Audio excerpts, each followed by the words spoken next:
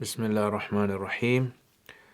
So this is Babu Zakati Zuru'i wa Thimar. So previously, if you remember, we finished off on the masla of Rikaz and Ma'adin. Although this is not directly connected to Zakat, they bring this chapter in Hidayah in this chapter because it's to do with giving the money, right? So giving the government a fifth, of the humus. So now it's talking about going back to the Zakat chapters now. So Babu Zakat Az-Zuru wa Thimar. Now the best discussion that I've found on this is in Badai As-Sanai. So I won't be going through all the discussion that he's done there, but he's done it very systematically, and he's gone through, who has to give this and how close is Zakat resembling to Zakat Az-Zuru, how close does it resemble the normal Zakat, and then do non-Muslims have to give this type of zakat, etc. There's a lot of discussions in there which Sahib al-Hidayah doesn't touch on, but we'll do whatever we can, inshallah. So, Babu Zakat al-Zuru'i wa Thimari. So the chapter of Zuru. So Zar is something that grows in the land, like wheat, rice. That's the Zara. And Thimar is usually used for fruit. So something that grows on a plant or a tree, you call that a Thimar. So قال أبو حنيفة رحمه الله في قليل ما أخرجته الأرض وكثيره الأشر. So there is ushur in any small amount that the earth brings forward, and a lot. So whether it's a small amount that the earth produces or a large, you have to give ushur. So if you have a garden and you're growing things in that garden, whether you're growing things in the form of like wheat or anything like that, or if you're growing something on apple trees you've got or anything like that, then you have to give the ushur. The ushur is necessary, any amount that you're growing. سواء سقي سيحا. So whether the land has been irrigated by a sayh. So a sayh is like a flood. So normally what they would do is they would have, I don't know if you've seen this in Pakistan, India, Bangladesh, they have like a method of growing things where they have a channel of water flowing, and then what they do is they systematically open different channels to irrigate the land. And sometimes what happens, they flood the land as well. So they'll open the floodgates, let the water get flooded, the land get flooded, and they use that to irrigate. So certain types of things might require, like rice requires a lot of water, and then some of the things don't require that much. So whether, irrespective of whether the land has been irrigated by a sayh, so a sayh is like this flood, or saqathu sama, or whether the sky. Now these two, although these two are mentioned, these two are not restricted to these two methods. It basically is saying that any method which is a natural method of irrigation. So any natural method of irrigation. So as in whether it comes through a river, there's a river that flows and the water comes and it comes into the land, or whether it's through rain, or whether it's through some other method, as long as it's not, human intervention, like for example a hose pipe or some sprinklers or something like that, then just like it's going to mention, you don't give an ushur, you actually give half an ushur. So instead of giving 10%, you have to give 5%. So he says, إلا الحطب والقصب والحشيش, except for wood. So if there's trees growing wood, you don't have to give ushur on hatab. Naturally growing wood. So if you got land and trees are growing, you haven't planted them, then there's no zakat. Well, qasab is that bamboo which just grows in the wild. But if you were to grow bamboo yourself, that would be different. Well, hashish, and the same goes with just like randomly growing grass that you have. There's no zakat on these. Because they're not really producing anything. Even if you got some grass in your back garden, it's not really producing anything. It's just grass growing. No one really uses it. وقال. Now this is Abu Hanifa's view. Sahibains, they differ on this masala. قال لا يجب العشر إلا فيما له ثمرة باقية. So they say that ushur is not necessary except that which has, number one. So they say it's not necessary unless it has ثمرة باقية, meaning it has to have fruit that remain. So it has to have, fruit that can last for a long time. How much is a long time? So they say about a year. So what type of fruit lasts a year? So obviously the veggies are not going to last a year. Tomatoes and cucumbers and apples and these things, they're not going to last a year. They're going to rot, after a few weeks. So it has to be something like pulses, seeds, those kind of things, right? So which actually can last a long time. Raisins, dates, and so forth.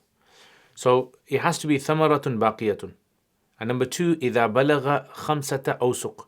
It has to reach the amount of 5 wasaqs. How much is 1 wasaq? He says والوسق والوسق 60 صاعا.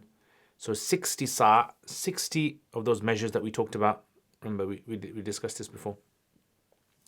60 sa' of the Prophet sallallahu alaihi wasallam. Yeah, so 60 sa'.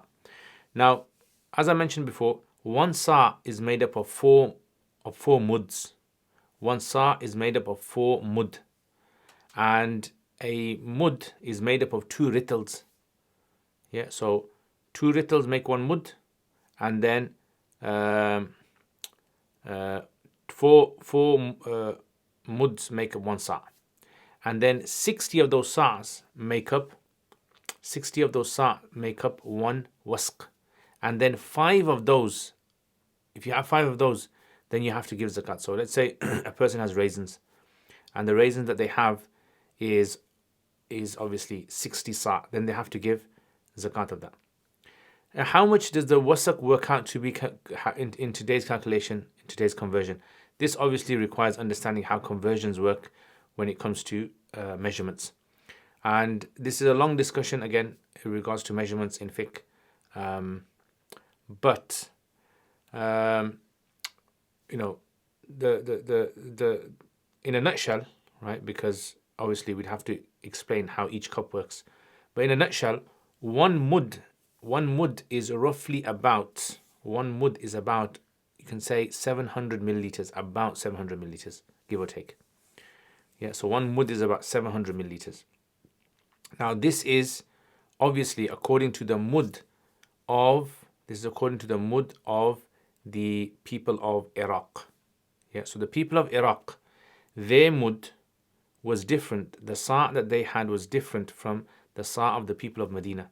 And this is a well-known ikhtilaf between the Hanafis and the other madhabs. And some people have criticized the Hanafis for this, right? So according to the other madhabs, the Malikis and Shafis, and they say 1 mud is made up of a 1 1/3 ritl. Yeah, so 1 1/3 ritl. So 1 1/3 ritl make up 1 mud, which roughly in that case is going to work out to be about 500, you can say, maybe 500, maybe just over 500 milliliters.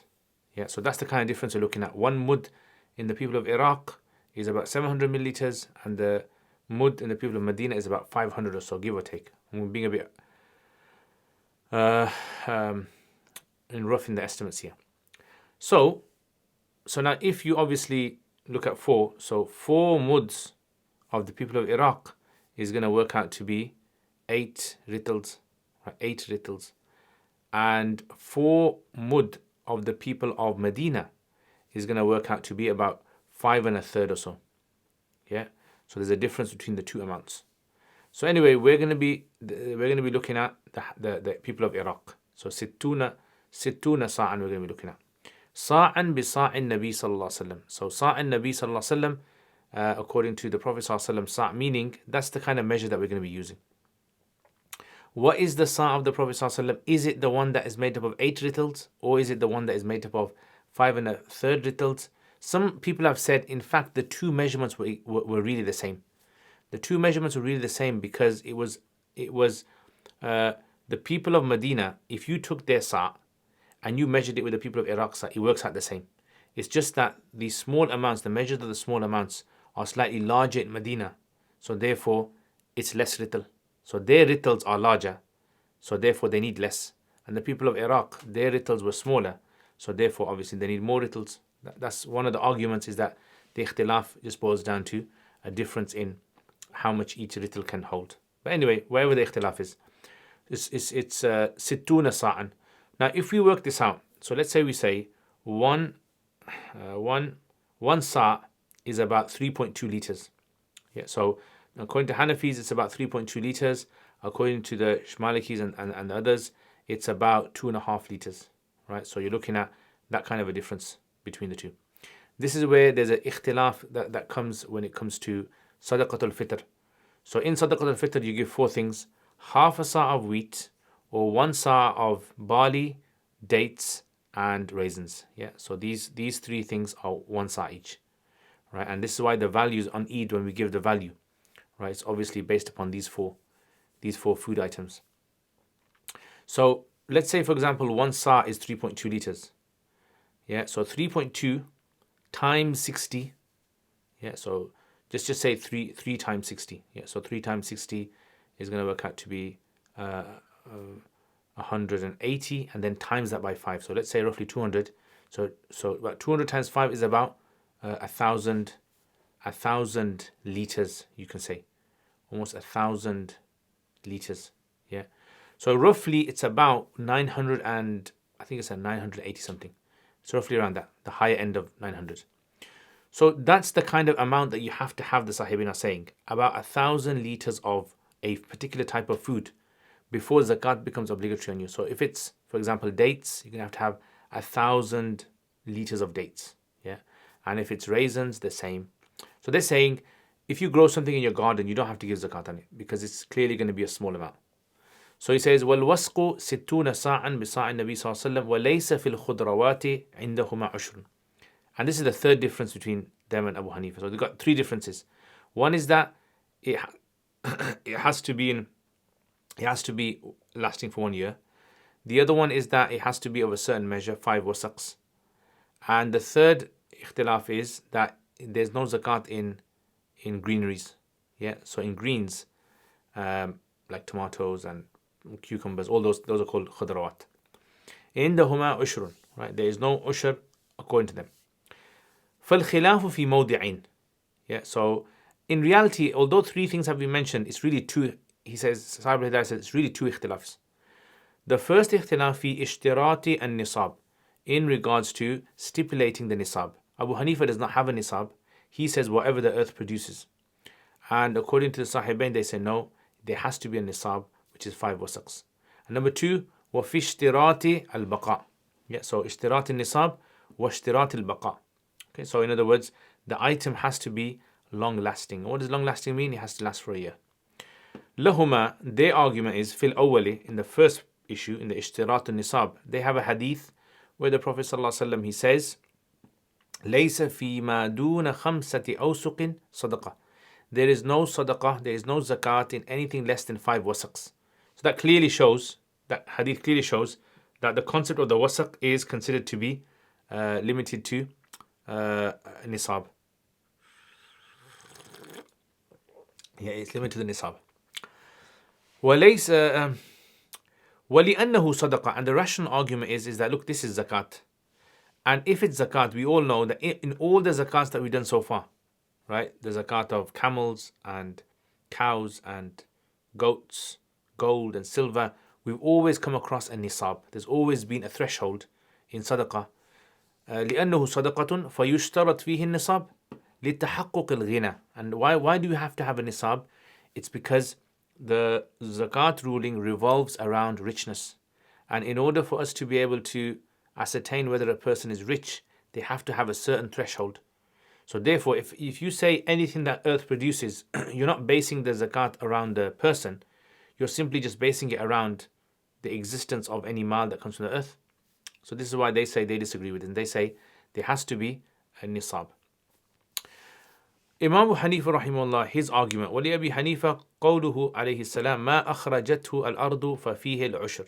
Yeah, whatever the earth produces, whatever the earth brings out, then there is ushur in there. So whether you grow onions, whether you grow potatoes, whether you grow apples, everything that the earth produces, you have to give. Now, obviously, in your garden, if you're going to grow potatoes, or you're going to grow pumpkins, or you're going to grow marrow or apples, whatever you're going to grow, then a tenth of that obviously is going to be a very, very small amount, right? It's going to be pennies, usually.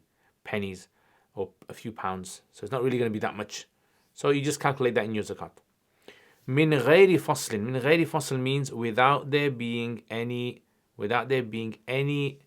distinguishing statement regarding having it for a year, or if it's khadrawat or anything like that. It just simply, the hadith simply just says whatever the earth produces. Now, although Sahib al-Hidayah hasn't mentioned it here, the Hanafis say that Imam Hanifa's real argument in all of this, it boils down to what the Quran says. So the Quran says, أنفقوا مما رزقناكم, spend of what we have given you in sustenance, ومما أخرجنا لكم من الأرض, and what the earth has, what we have given you from the produce of the earth. Yeah, so what we've brought out from the produce of the earth, that's what you give.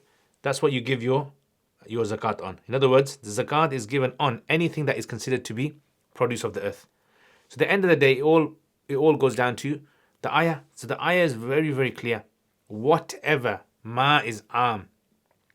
So as you guys know in usul, when ma is am, that means it includes everything. So it's like the ayah is saying everything the earth produces, irrespective of amount, you have to give this. And in the Quran, Allah also says, وَآتُوا حَقَّهُ يَوْمَ حَصَادِهِ, that give the due rights on the day of the hasad, meaning the haqq that comes out on the day of hasad, you give that. So the day of harvesting. So whatever is produced on the day of harvesting, you have to give its right. What is its due right? And remember, the Hanafis first of all go towards the Quran as well. And there's hadith obviously support all of this. So this is why it's mentioned by Imam Aini in Binaya Aini. He says that some of the people have said that Imam Abu Hanifa has come out with this rule and he has gone against everyone, in the sense that he doesn't have a strong argument. Everyone seems to be saying that you have to only give it on 5 wasaqs. But Ibn Arabi, Abu Bakr ibn Arabi, in his Aridatul Ahwadi, which is a commentary on Tirmidhi, he mentions over there and says that in fact Imam Abu Hanifa's argument seems to be the most solid argument. Like this, out of all the arguments, it is the most strongest argument that he's saying, because if you're saying to someone that they have to give zakat on whatever the earth produces, clearly that what the Quran is saying that. Plus, it's like shukr of the ni'mah. Like you are doing shukr of the ni'mah, because when you give, you are actually thanking Allah subhanahu wa ta'ala for whatever He's given you. Yeah, so you're doing shukr of the ni'mah, and then at the same time, this is considered to be a mu'una of the earth, not the individual. Like you didn't earn this. This came out of the ground without your earning. So there clearly is a difference between your earning, you being rich, and what the earth produces. You're simply just a means for the earth to produce. Allah is the one that made everything come out. So he says, وَتَأْوِيلُ مَا رَوَيَاهُ, the interpreter, how do we interpret what they've quoted? Remember, they mentioned the hadith of 5 wasaqs. So how do we understand this? So he says, تَأْوِيلُ مَا رَوَيَاهُ zakatu tijarati. This is considered to be the zakat of trade. So what does this mean then? So what this means is basically the Prophet ﷺ's context of this was, he was saying to businessmen that businessmen have to give zakat on crops, if the crops are for tijara, when they reach this certain level. So if someone has crops and they're cutting them, wheat or whatever, and they want to sell them in the markets, if they have the amount which is reached 5 wasaqs, then they give zakat on that. So he says, وَتَأْوِيلُ مَا رَوَيَاهُ زَكَاةُ التِّجَارَةِ, and the ta'wil of what they've mentioned is to do with zakat of tijara. Why? لِأَنَّهُمْ كَانُوا يَتَبَايَعُونَ بِالْأَوْسَاقِ. That's because the wasaq was the measure that they used to use. So clearly the hadith indicates that wasaq was, the context was wasaq, and wasaq is used in trade. So he was talking to businessmen. That's the argument that Imam Hanifa presents. كانوا يتبايعون بالأوساق وقيمة الوسق 40 درهم. In them days, the value of one wasaq was 40 dirhams. So 5 wasaqs is like saying 5 times 40. And 5 times 40 dirhams is like 200. So it was like saying that if you have business stock which is at the value of 200 dirhams, you have to give zakat on that. Yeah, so it's like converting 200 dirhams to 200 dirhams to wasaqs was 5 wasaqs then, right? So if you have 5 wasaqs, you have to get 2.5% of that, and that's why the like Imam Aini in Binaya, he says, Imam Aini in Binaya, he says that this shows that some of the rulings that the Prophet ﷺ he gave to the people at his time were for his time. So the 5 wasaq rule was actually because at that moment in time, if you went in a time machine back and you saw, you would have found that the 5 wasaqs was worth 200 silver coins. But in other times, in other eras, maybe the value was different. Yeah, so that's a strong compelling argument, that is. ولا معتبر بالملك فيه بالمالك فيه, and there is no consideration of the malik. In other words, remember their argument was every zakat has to have a nisab, and the nisab is measured by obviously how rich you are, which richness is to do with the owner. So he's saying no, we don't agree upon this. لا معتبر بالمالك, we don't even look at how much the malik owns. You could be a poor person, but your land produces something. So لا معتبر بالمالك فيه, there is no mu'tabar in this with regards to the malik. Yeah, why? Because the burden here is to do with the land, not to do with the individual. Yeah, so it's not like the other forms of zakat. All the other forms of zakat revolve around the individual's richness, whereas the zakat of the land revolves around the land itself. فكيف بصفته وهو الغني, ولا معتبر. So there is no i'tibar in this. There is no i'tibar in this of the malik in this, right? Because we're looking at the land itself. فكيف بصفته. So if there's no i'tibar of the individual, the malik, then why are we looking at ghina? Why are we saying he has to be rich? We're looking at the land here. فكيف بصفته وهو الغني. So then what would him being a ghani, what would that mean here? It would mean nothing. وَلِهَذَا لَا يُشْتَرَطْ الْحَوْلُ. So he says, for this reason, a hawl is not necessary. Meaning everyone agrees, even Sahibain agree on this. You don't need to have the crops for an entire year for a person to be able to give zakat. Yeah, some crops will grow, most crops grow once a year, and some crops might grow really twice a year. Yeah, but most crops only once a year. So he says, لِهَذَا لَا يُشْتَرَطُ الْحَوْلُ. That's why a year is not required. In other words, if a year was required, then we would understand that the zakat rotates around the richness of the individual. Because the year is not necessary, we know that the zakat rotates around harvest. لِأَنَّهُ لِلْإِسْتِنْمَاءِ, because a year is there for istinma. Istinma is productivity.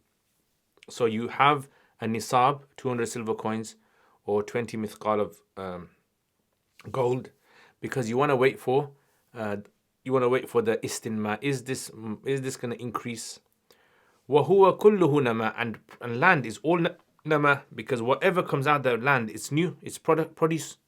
Yeah, so it's productivity, 100% productivity. There was nothing on the land, and then all of a sudden, something grew on the land. So لِلْإِسْتِنْمَاء وَهُوَ كُلُّهُ نَمَا. That's a strong argument that they present. So that's the first issue, yeah, with regards to the nisab. Is there nisab or not? So the khulasa is, Sahibain say yes, there is a nisab because of the khamsa awsuq hadith, and because this is considered to be a zakat related issue, there should be a nisab, and that nisab should rotate around richness. And Imam Hanif rahimahullah disagrees and says, first of all, the zakat is the Prophet ﷺ's hadith is whatever the land produces. And this 5 wasaqs, this is to do with businessmen, because the word wasaq is mentioned, and we know that's a word that was something that was mentioned in the markets. And the 5 wasaqs was mentioned there because business stock, you have to have nisab for it. So if you don't have a nisab, there's no zakat. So in them days, one wasak was equal to about 40 silver coins.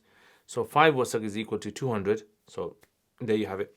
And as for the zakat rotating around the individual, we don't accept that because the zakat coming from the land is to do with the harvest, with the produce, and that produce is something which is independent of the individual. Anyway, the second issue here is, remember we said with regards to zakat being only on those things that remain. Yeah, so there has to remain for a year. So he says, وَفِي الثَّانِي قَوْلُهُ عَلَيْهِ السَّلَامِ لَيْسَ فِي الْخُضْرَوَاتِ صَدَقَةٌ. There is no sadaqah when it comes to greens. وَالزَّكَاةُ غَيْرُ مَنْفِيَةٍ. Yeah, so he says, وَالزَّكَاةُ غَيْرُ مَنْفِيَةٍ, meaning لَيْسَ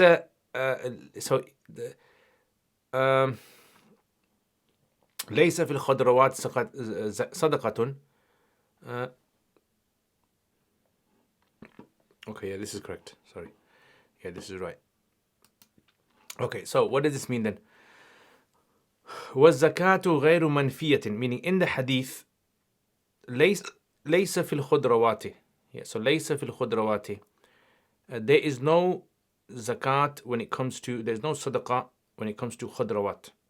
So he's saying that, look, this hadith is not وَالزَّكَاةُ غَيْرُ مَنْفِيَةٍ. The hadith is not negating zakat. It's not saying that there is no zakat at all when it comes to things that are produced in the land. Yeah, so وَالزَّكَاةُ غَيْرُ مَنْفِيَةٍ فَتَعَيَّنُ الْعُشْرِ, meaning zakat is not manfi here. It's not being negated here such that the ushr applies. Yeah, it's not saying, oh, there's no zakat on this khudrawat, but there is ushr. So you can't understand from this statement that because there's no sadaqah, automatically you assume there's ushr. No. Yeah, so the argument is that the Prophet ﷺ, he just says there's no khudrawat. If there's no zakat, therefore there's no ushr. Lahu ma rawayna. Imam Abu Hanifa's argument is the one that we mentioned. Ma akhrajat al-ard. Everything that the land produces. Right, so that hadith is very clear. Everything. Yeah, so they've understood from this. How do we understand their hadith then? Their hadith is very clear. There is no zakat when it comes to crops, when it comes to, not crops, when it comes to green. وَمَرْوِيُّهُمَا مَحْمُولٌ عَلَى صَدَقَةٍ يَأْخُذُهَا الْعَاشِرِ. So this is talking about instructions for the zakat collector. So in other words, when it comes to the zakat collector, the ashir, for him, he is not permitted to take from people's ushr of their land when it comes to khudrawat. So khudrawat, he leaves it to the people. They'll dispose of it themselves. Right? He'll just take whatever's left, the things that last. وَبِهِ أَخَذَ أَبُو حَنِيفَةَ فِيهِ. Yeah, and Imam Abu Hanifa has taken this meaning of the hadith. Yeah, because as we know, interpretation of the hadith is a very important part of fiqh. Yeah, so there might be one hadith, and some scholars have taken a particular meaning from it, and other scholars have taken another meaning from it. So this is something that's very common. It's not really strange. So Imam Hanifa has taken the meaning that this hadith context is to do with the ashir, the zakat collector. Okay. So وَبِهِ أَخَذَ أَبُو حَنِيفَةَ وَلِأَنَّ الْأَرْض, and the rational argument is لِأَنَّ الْأَرْض قَدْ تَسْتَنْمِي بِمَا لَا يَبْقَى. So sometimes what happens is the land can تستمني, meaning that it can provide produce. So تستمني بما لا يبقى, with that which does not remain. So in other words, let's say for example there's 10 plots of land. One person grows wheat on their land, and one person grows dates on their land, and one person grows rice, and one person grows cucumbers, and one person grows cabbage and lettuce. So in other words, sometimes the land might, all of the land has had istinma, has made produce, but not all of them will be lasting. Yeah, so some was sabab, and in this case the cause, the sabab for zakat being necessary is what? It's not the individual, it's the land, isn't it? So as long as the land produces something, zakat is necessary. وَالسَّبَبْ هِيَ الْأَرْض النَّامِيَةِ. So the cause, the sabab, the legal sabab for the zakat to be necessary or the ushur to be necessary is what we call ard namiya, productive land. So as long as the land is productive, you have to give it. وَلِهَذَا يَجِبُ فِيهَا الْخَرَاج. And that's why kharaj is also necessary in khudrawat. Yeah, even Sahibain would agree that you'd have to give zakat. Now what does this mean? So if you remember, I told you land is of two types.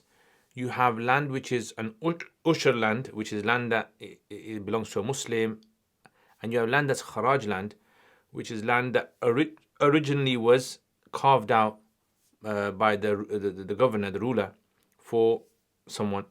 Yeah, that land is a ushur land. It's like a taxed land. Whatever is grown on that land, you give zakat on it. However, as for, not zakat, tax on it, and the ushur land is where there's a ushur, obviously. So, in other words, what he's arguing is that the reason we have to give zakat on khudrawat is because the zakat ruling revolves around produce. Cabbage being grown, cucumber being grown is all produce. As long as the land is a productive land, you have to give it.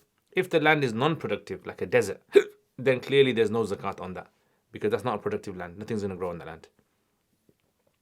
Now, there is a difference between kharaj and ushur, in the sense that for kharaj, the land has to haqiqatan and hukman. So whether it's haqiqatan, whether it's hukman, it produces something, you have to give zakat, you have to give tax.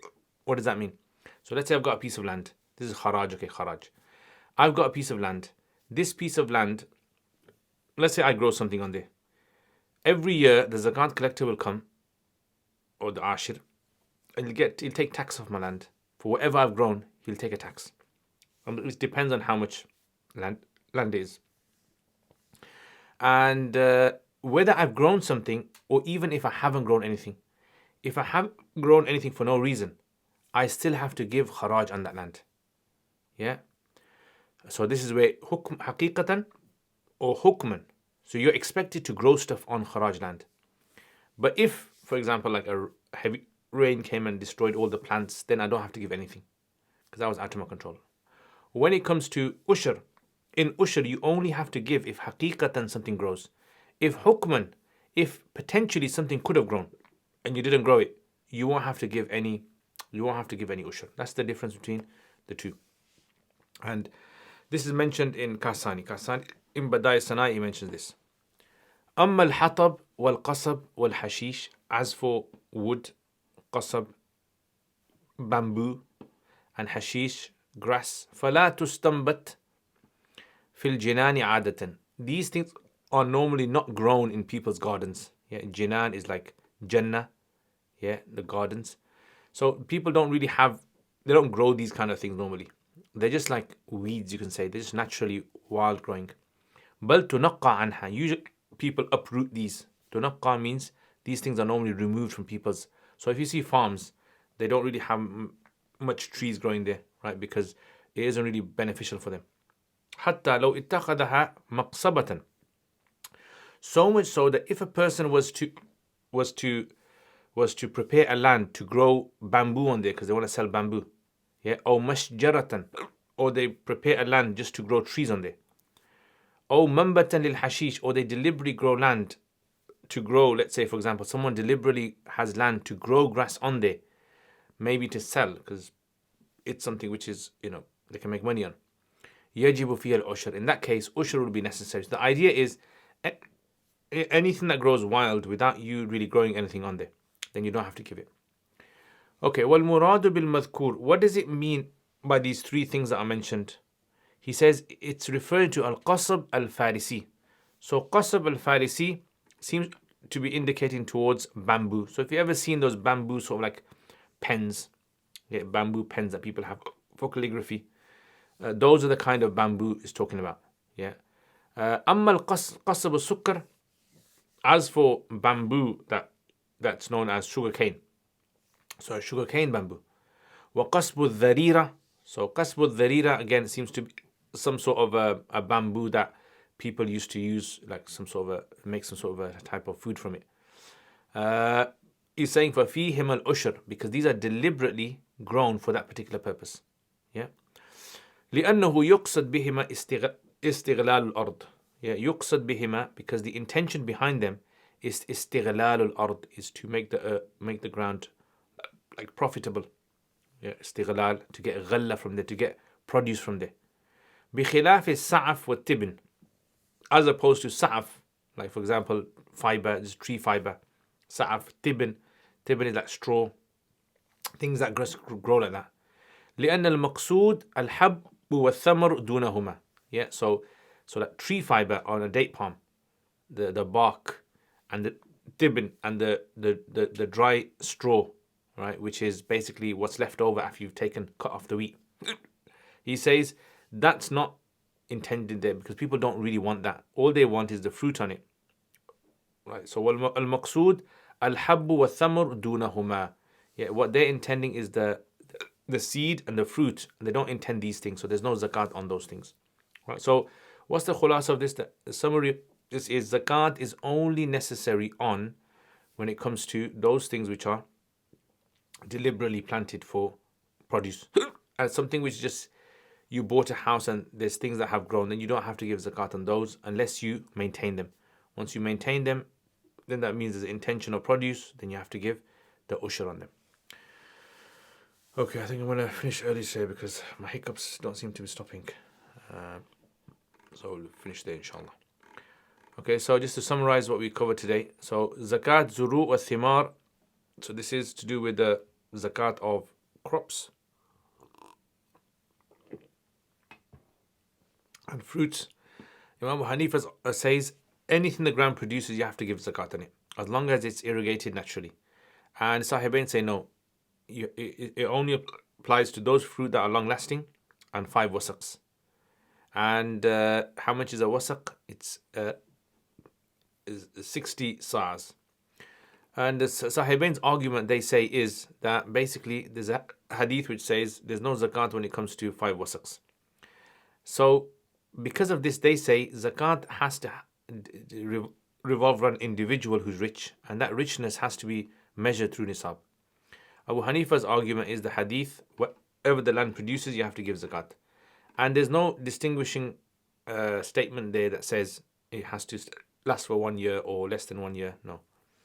And this hadith, actually, the 5 wasaq one, it actually is to do with businessmen, because the 5 wasaqs was equal to 200 dirhams in them days, and so 1 wasaq was was 40 dirhams, and 4 times 5 is 200, so therefore you work out the zakat.